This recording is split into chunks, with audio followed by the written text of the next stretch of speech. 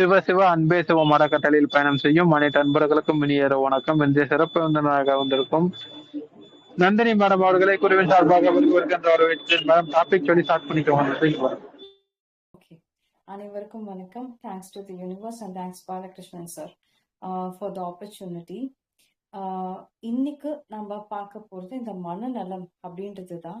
இந்த மனநலம் அப்படின்றது இந்த டாபிக்கை நம்ம ஏன் எடுக்கிறோம், ஏன் நம்ம அதை பத்தி பேசணும் அப்படின்னா, நம்மளுடைய லைஃப்ல அன்றாட வாழ்க்கையில நார்மலா நாம ஒரு விஷயத்த ஒரு பாசிட்டிவா யோசிக்கிறோம் அப்படின்னாலே அது நல்லபடியா அந்த இடத்துல ஒரு மேனிஃபெஸ்ட் ஆகிறத நாம பார்க்கலாம். ஒரு எக்ஸாம்பிளுக்கு நான் சொல்றேன். அதாவது சித்தர்கள் சொல்லுவாங்க, என்ன என்ன சொல்லுவாங்க அப்படின்னா, பாவம் செய்யாதிருத்தல் அப்படின்ற ஒரு பழமொழி உண்டு.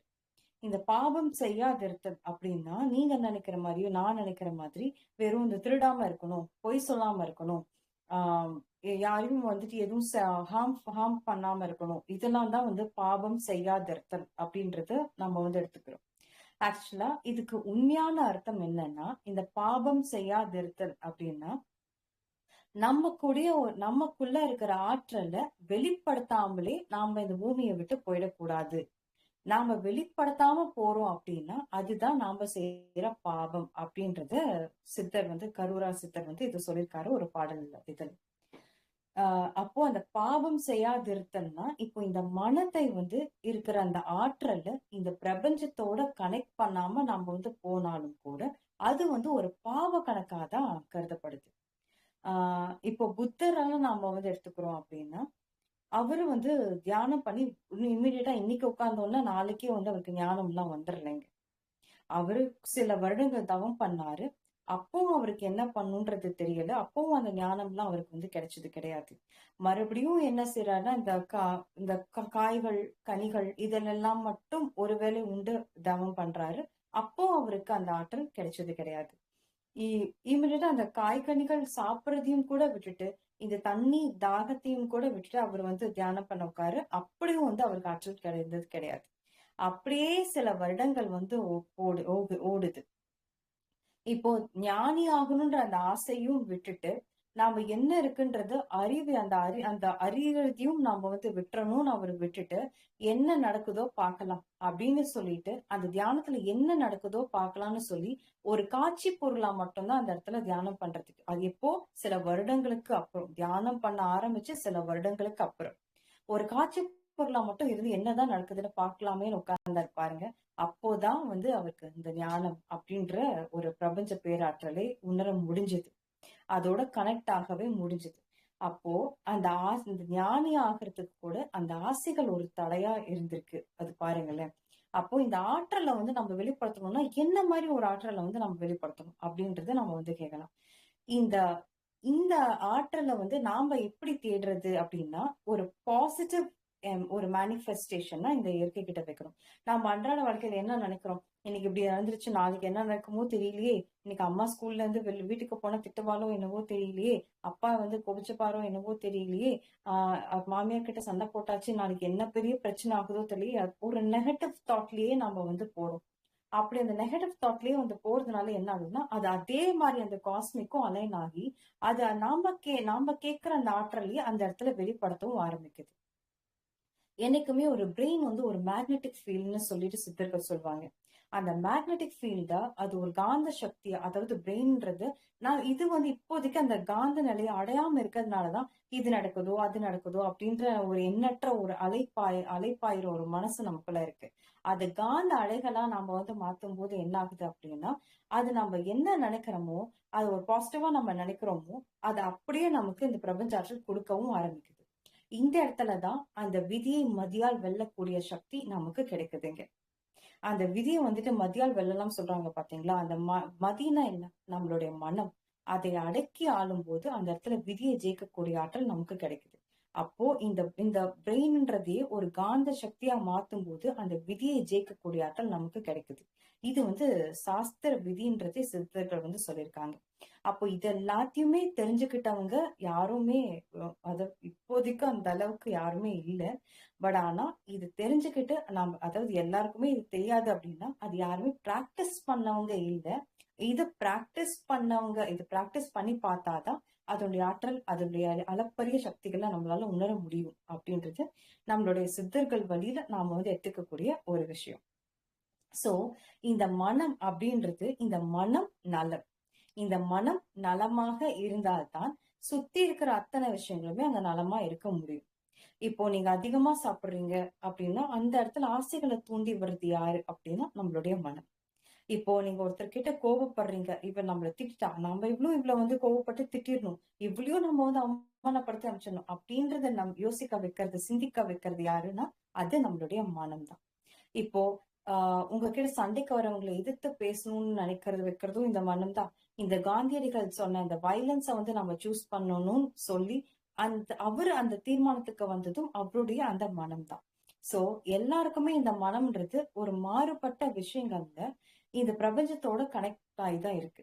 அப்போ அந்த மாறுபட்ட விஷயங்களை என்ன சொல்ல வரேன் அப்படின்னா, அது ஒரு பாசிட்டிவ் எண்ணங்களா நீங்க மாத்தும் போது அது உங்களுக்கு எல்லா அளப்பரிய சக்திகளையும், எண்ணற்ற நீலடங்கு ஆற்றல்களையும் கொடுக்கக்கூடிய அளவுக்கு இந்த பிரபஞ்சத்துக்கு ஒரு நியதி உண்டு. இப்போ இந்த மனச வந்து இப்போ யாரோ சண்டை போட வராங்க, இப்போ உங்களோட ஹஸ்பண்டே உங்களை வந்து திட்டுறாரு, அப்ப அந்த இடத்துல நீங்க என்ன பண்ணணும்னா ஒரு காட்சி பொருளா இருந்துட்டு ஓகே கூல், இதை நம்ம சரி பண்ணிக்கலாம் அப்படின்னு நீங்க மூவ் ஆன் ஆகி போறப்போ அந்த இடத்துல சண்டைன்றது ஒரு பெரிய இதுவா அந்த இடத்துல வெடிக்காதீங்க. அப்போ உங்க மனம் அந்த இடத்துல அந்த விதியை அங்க மாத்தி விட்டுருது. இப்போ உங்க மாமியார் உங்களை பத்தி திட்டுறாங்க, குடும்பமே உங்களை நின்று உங்களை வந்துட்டு என்னென்னமோ பேசுது, என்னென்னமோ சொல்லுது. இப்போ இது எல்லாத்தையுமே நீங்க தாங்கிக்கிட்டு அந்த சிரிச்சுட்டு ஓகே கூல் அப்படின்னு சொல்லிட்டு நீங்க போய் படுத்துட்டீங்க அப்படின்னா அது விடிஞ்ச என்ன இவ அப்படி போறா இப்படி போறா அப்படி எல்லாமே சண்டை வரும், அதெல்லாம் இல்லைன்னா சொல்ல. அதையும் மீறி சரிங்கம்மா இதை நான் செஞ்சுக்கிறேம்மா, இது சமாதானமா போயிடலாமா, இதை நான் சரி பண்ணிக்கிறேம்மா அப்படின்னு நீங்க சொல்லிட்டு நீங்க போயிடுங்க. அந்த இடத்துல அன்னைக்கான பிரச்சனைகளை நீங்க வந்து தீர்த்திட முடியுங்க. ஆனா அந்த பிரச்சனை அடுத்த நாள் இருக்குமானா கண்டிப்பா இருக்காது. அப்போ ஒருத்தர் வந்து கோவப்படும் போது நீங்க நிதானமா போகிறப்போ அந்த இடத்துல விதி வந்து மாறுபடும். இப்போ 2 பேருமே அந்த இடத்துல சண்டை போடுறோம் அப்படின்ற ஒரு பட்சத்துல அங்க விதி எப்படி செயல்படும்னா, அப்போதான் அந்த இடத்துல நெகட்டிவிட்டின்ற ஒரு நெகட்டிவ் வைப்ரேஷன் அந்த இடத்துல வேலை செய்ய ஆரம்பிக்குது. ஏன்னா மகாலட்சுமிக்கு எப்பவுமே வந்து ஒரு சாந்தமான குணம் உண்டு. அமைதியா இருக்கிற இடத்துல அவ வந்து குடியிருப்பா அப்படின்னு சொல்லுவாங்க. அந்த மகாலட்சுமி யாரு அப்படின்ற பட்சம் அப்படின்னு பாத்தீங்கன்னா அந்த மகாலட்சுமின்றது அமைதி, அந்த அமைதியானவள், அது அமைதி, ஒரு பீஸ் ஆஃப் மைண்ட் அப்படின்றதுதான் அந்த மகாலட்சுமின்றத நம்ம வந்து குறிப்பிடுறோம். அப்போ அந்த இடத்துல ஒரு அமைதி நிலை வேணும்ன்றப்போ 2 பேருமே நீங்க அடிச்சுக்கிட்டே சண்டை போறப்போ ஃபுல் அண்ட் ஃபுல் அங்க நெகட்டிவ் ஃபோர்ஸ் அங்க இடத்துல வேலை செய்யறப்போ அந்த இடத்துல ஒரு பிரிவினை, பந்த பிரிவினை, பாச பிரிவினைன்றது ஒண்ணு உருவாக ஆரம்பிக்குது. இதுக்கு காரணம் 2 மனங்களுமே வெவ்வேறு மாதிரி ஒரு நெகட்டிவ் ஃபோர்ஸ்குள்ளார போறதுனாலதான். அதுக்காக நீங்க எல்லாமே திட்டு வாங்கிக்கணும், எல்லாமே அடிச்சுக்கணும் அந்த மாதிரி சொல்ல வரல.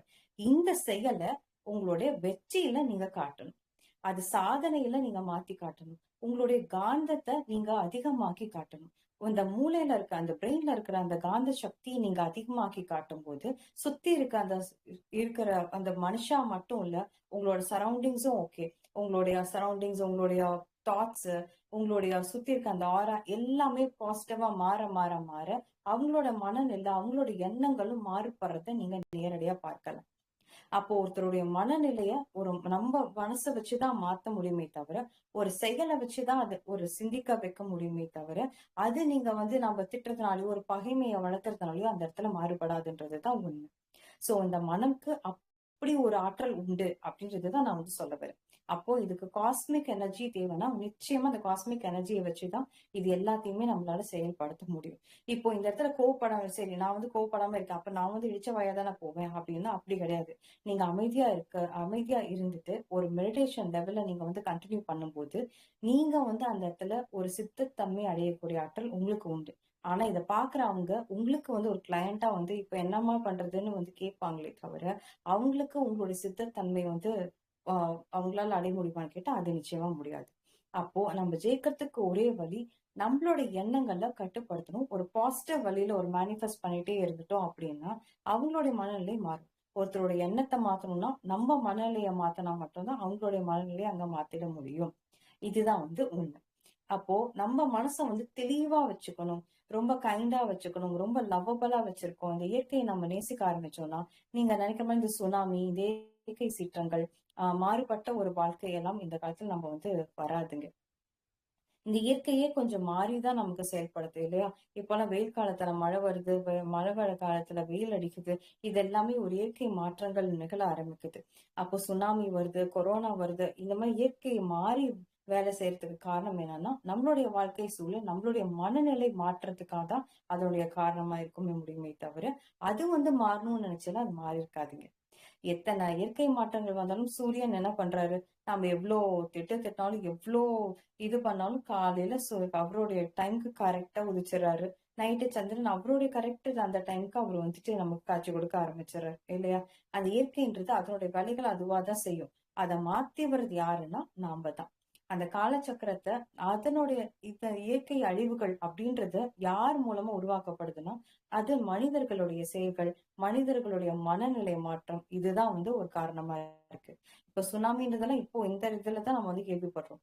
அப்போ அந்த அந்த காலத்துல ஒரு 18ஸ்லயோ ஒரு 17ல ஒரு 16லாம் சுனாமி வந்து அடிச்சிட்டு போனுச்சு நம்ம என்னைக்காவது கேள்விப்பட்டிருக்கோமா? அப்படியே இருந்தாலும் அது அடிக்கடி ஒரு மாற்றம் அடிக்கடி ஒரு இயற்கை சீற்றத்தால அழிவுகள் இருக்குதுன்றது நம்மளால சொல்லவே முடியாது. ஏன்னா அப்படி அடிக்கடி ஒரு இயற்கை சீற்றம் வந்ததா எந்த ஒரு புராணங்களையோ இல்ல கதை புத்தகங்களையோ அது வந்து குறிப்பிடப்படல இல்லைங்களா? அப்போ இந்த இயற்கை மாறுறதுக்கு காரணம் நம்மளுடைய மனநலம் தான். அப்போ அந்த மனதை வந்து நலமோடு தெளிவா வச்சுக்கிட்டாலே நம்மளுடைய அன்றாட வாழ்க்கையிலயோ இல்ல நம்மளுடைய வாழ்க்கை முறையே மாறக்கூடியதை நீங்க வந்து பார்க்கலாம். அப்போ ஆசைக்கு காரணம் என்ன? இப்போ வந்து நீங்க நிறைய அதிகமா சாப்பிடுறீங்க. ஆனா டயபெட்டிஸ் இருக்கு. அப்போ அந்த இடத்துல ஆசைகளை தூண்டி விடுறது எதுன்னா நம்மளுடைய மனம் தான். அப்போ அந்த இடத்துல மனத்தை கொஞ்சம் அடக்கி, இல்ல நமக்கு வந்துட்டு இந்த ப்ராப்ளம் இருக்கு. நாம கொஞ்சம் அளவோட நல்ல ஒரு குவாலிட்டியான ஒரு ஃபுட் எடுத்துக்குவோம். அளவோடு சாப்பிடலாம்னா அந்த இடத்துல நோயின்றது வராது. அப்போ அந்த மனநிலைன்றது ஆசைகளை அதிகமா நீங்க வந்து செயல்படுத்தும் போது, அது வந்து உங்களுக்கு நெகட்டிவான ஒரு பலனை கொடுத்துருது. அது பாசிட்டிவா நீங்க அத அடக்கி ஆளும்போது, ஒரு பாசிட்டிவான ஒரு பலன்கள உங்களுக்கு வந்து கொடுத்துருது. இந்த விரதம் இருக்கிறோம் அப்படின்லாம் சொல்றது நம்ம உடல்நிலையா அதை ப்ராப்பரா நம்ம ஹேண்டில் பண்ணும்போது நம்மளோட எண்ண அலைகள் ஒரு பாசிட்டிவா இருக்கிறத நம்ம பார்த்துக்கலாம். அதுக்காக தான் இந்த விரதம் அப்படின்றது நம்ம இருக்கிறது.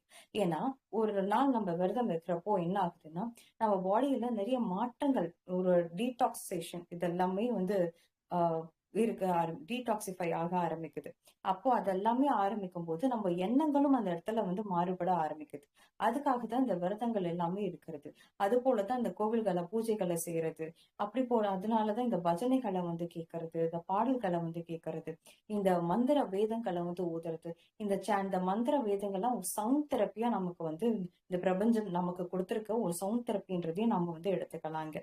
அப்போ நீங்க இப்ப கூட கண்டுபிடிச்சிருக்காங்க. நீங்க அந்த சூரியன் கிட்ட வந்து போகும்போது என்னன்னா இந்த ஓம்ன்ற சத்தம் வந்து கேட்கறத பார்க்கலாம்.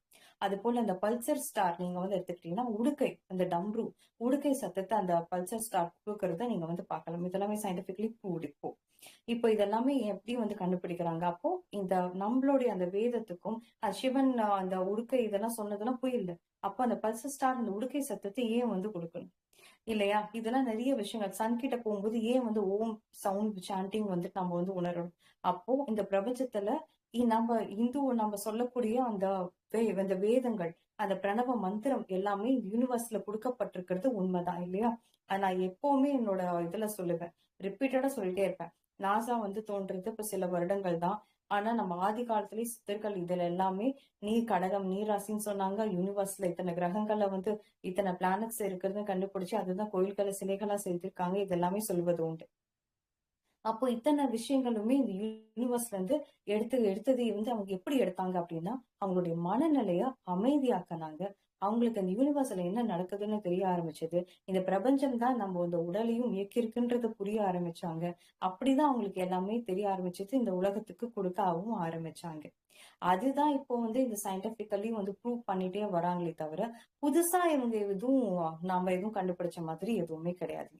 சரி, நாம் இந்த இந்த இதோட நான் வந்து இதை முடிச்சுக்கிறேன். உங்களுக்கு இதுல கேள்விகள் இருந்தா நீங்க வந்து தாராளமா கேட்கலாம்.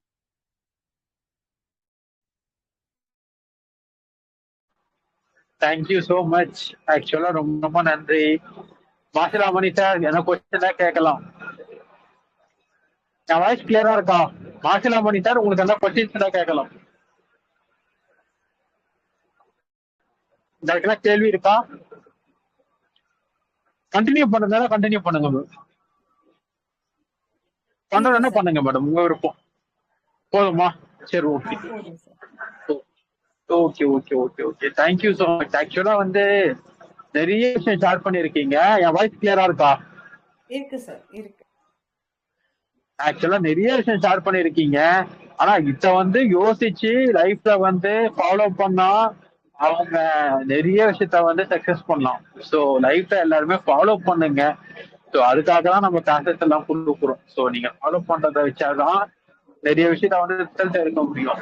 ஸோ நிறைய பேருக்கு இந்த விஷயத்த ஷேர் பண்ணுங்க. இந்த மாதிரி இந்த கிளாஸ் நடக்குது, இந்த சேனல்ல இப்படி போயிட்டு இருக்கு அப்படின்னு சொல்லி நீங்க ஷேர் பண்ண மட்டும்தான் நிறைய பேர் பார்ப்பாங்க.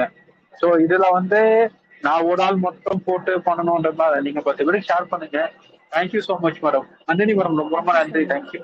தேங்க்யூ. Thank you sir. நான் கால் பண்றேன். ஓகே. தேங்க்யூ. ம்.